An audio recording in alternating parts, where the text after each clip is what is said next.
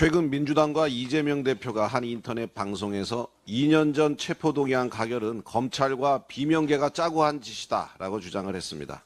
비명계는 앞에서 웃고 뒤에서 칼 꽂는 격, 통합 지도자 면모를 갖추기 위한 노력들이 다 가려질 것이다.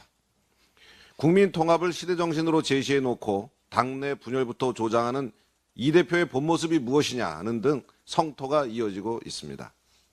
그런데 이번 발언은 실수가 아니라 철저히 계산된 행동이다라는 분석이 나오고 있습니다. 오는 26일 이재명 대표의 공직선거법 위반 항소심 선고가 예정되어 있습니다. 이재명 대표가 항소심에서도 유죄 선고를 받을 경우 비명계를 중심으로 강한 반발에 직면할 것은 명확관화합니다. 이재명 대표의 이번 발언은 이 같은 상황에 대비해 미리 강성 지지층의 결집을 노리고 한 의도적 행위라는 분석이 힘을 얻는 이유입니다. 어제 발표된 한 여론조사에서 2030 세대가 꼽은 가장 위험한 정치인 1위가 바로 민주당 이재명 대표였던 결과가 괜히 나온 것은 아닌 것 같습니다. 불안한 민주당, 두려운 이재명, 국민이 느끼는 심정입니다.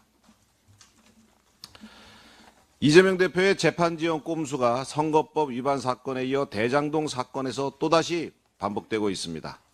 법관 정기 인사 이후 재개된 대장동 위례 백현동 성남FC 사건 재판에서 이재명 대표 측만 유일하게 절차 간소화에 대해 반대 의사를 분명히 주장했기 때문입니다.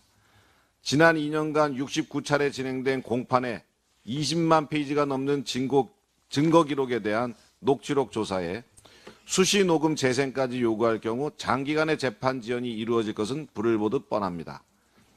이재명 대표는 앞서 공직선거법 위반 사건에서도 서류 수령 회피와 변호사 선임 지연, 급기야는 위헌법률 심판 제청을 신청하며 갖은 꼼수로 재판을 지연시켰습니다.